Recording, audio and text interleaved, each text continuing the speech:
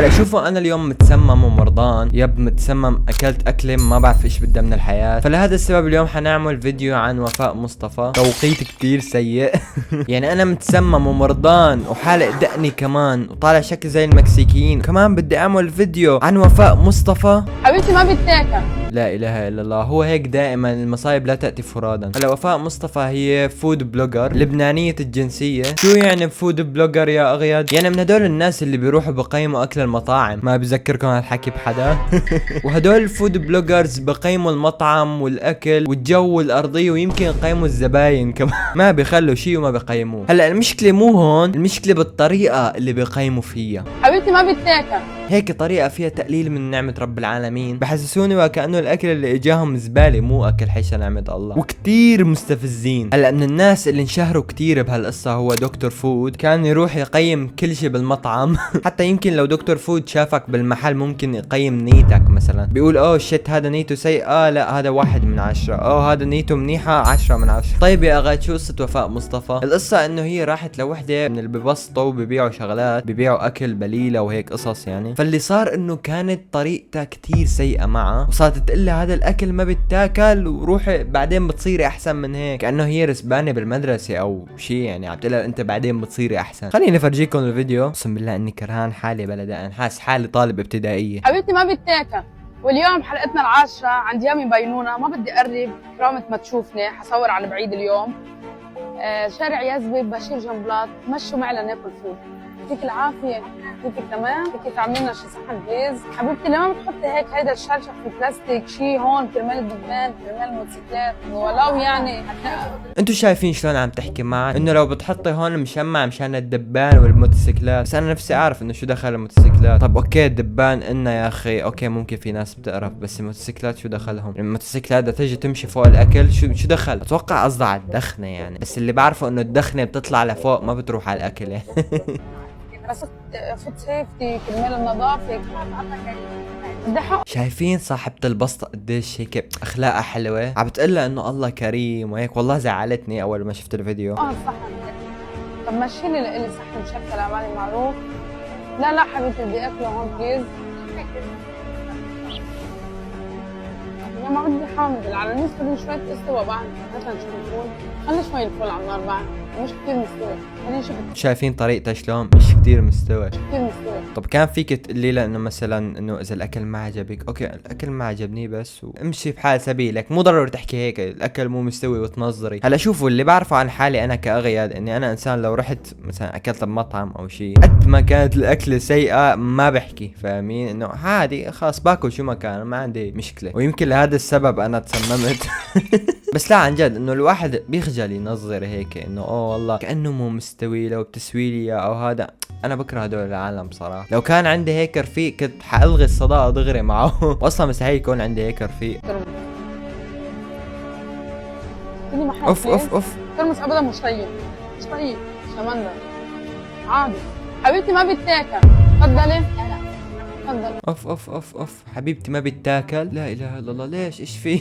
حرام عليكي، مو هيك كمان. اوكي كلي بجوز اذا ما بدك تاكلي مثلا اعطيها لحدا تاني، بس مو ترجعي لها اياها هيك. كثير الفيديو مستفز يا اخوان. شكرا ان شاء الله بتصيري احسن.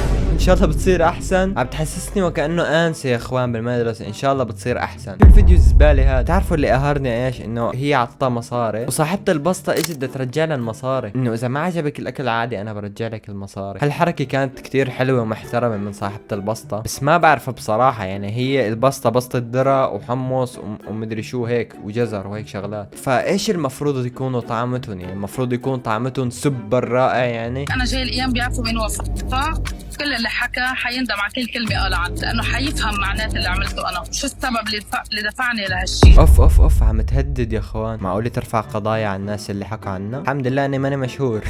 حاسس انه عم توجه الكلام برهوم هيك بمحتوى الانتقاد، هو وجه المدفع، فاهمين؟ اذا حكى عن اي حدا بيطلع بيقول له بدي اعمل عليه قضيه مثل ما صار معه هذيك المره بضحى. الله يعينه يا اخوان لبرهوم. اوقات الشهره بتكون نقمه ما بتكون شيء منيح. فعملت ضجه كبيره ويبدو انها ناويه تكمل، بس هالمره مش مع البياعين اللي ورا البسطات، لا مع الناس اللي انتقدوها على المنصات. حبيبتي ما بتاكل.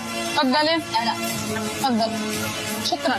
وفاء دافعت عن تصرفها مع نونا اللي شافوه كثير من الناس قاسي وبيأثر على رزق الناس البسيطة، واعتبرت انه تصرفها هذا بيساعدهم ليكونوا احسن بشغلهم. كأنه بسطة ولا محل كبير عم يكون شغله هالقد عم بيصير هالقد، فهيدا الشيء منيح لصاحب المحل ومنيح للعالم اللي عم بعمله مش ابدا مش شيء غلط. هلا شوفوا بصراحة هي الشيء اللي عم تعمله تقريبا فيك تقولوا زي دعاية، وكتير اوقات هدول الفيديوهات اللي عم تحكي فيهم بهالطريقة بفيدوا الناس. هلا مثلا مثل نونا من بعد ما نزلت الفيديو هذا عنا وفاء اجوا لعندها كتير مشاهير وصار يصوروا معها، وتقريبا فيكم تقولوا انه صار لها دعاية كتير كبيرة. هلا ما بعرف ايش كانت نية وفاء بالضبط، هل هي كانت نيتها انه تعمل هالشي ولا انه هي كان جد قصدها انه الاكل ما بيتاكل، فما بعرف. واليوم حلقتنا السابعة بالماكدو. مين منكم ما بيحب الماكدو؟ مين منكم ما بيحب الماكدو؟ اللي ما له فهمان شو قصدها بماكدو قصدها ماكدونالدز، وماكدونالدز مقاطعة يا بنتي. عم تعملي اعلان لماكدونالدز؟ هي ناسية انه ماكدونالدز مقاطعة ولا شو القصة؟ ترانيني كتير دعايات ماكدونالدز وكوكا كولا وهدول، مثل محمد رمضان وقت العمل اعلان لكوكا كولا. اللي ما شاف الفيديو يروح يشوفه، راح احط لكم اياه هون. امشوا لنشوف تجربتنا بالماكدو.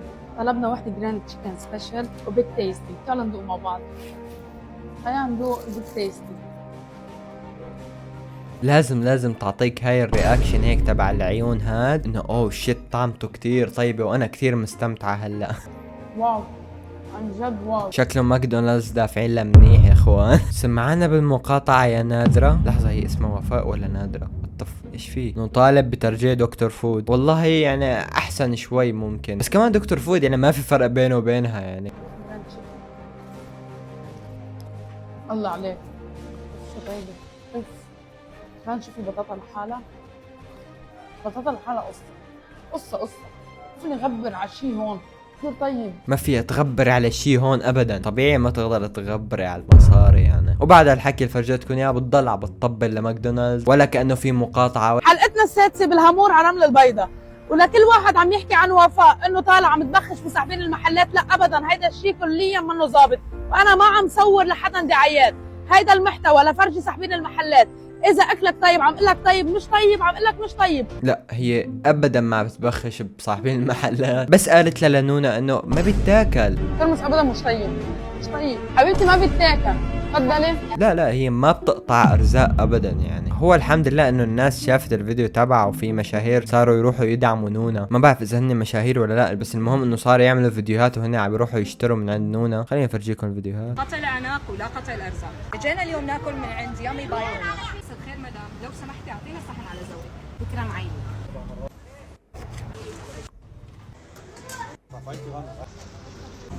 اوكي مثل ما انكم شايفين تقريبا عم تحط شغلات مثل خضرة، تقريبا كلها خضرة، حمص وجزر وليمون وعرانيس وفول. كل هالشغلات هي ما لها اي تحكم فيهم يعني بطعمتهم. كل هالشي بيجي من الارض من الزراعة يعني. ما دخلها نونا اذا كانوا طيبين او لا. خلونا نذوق.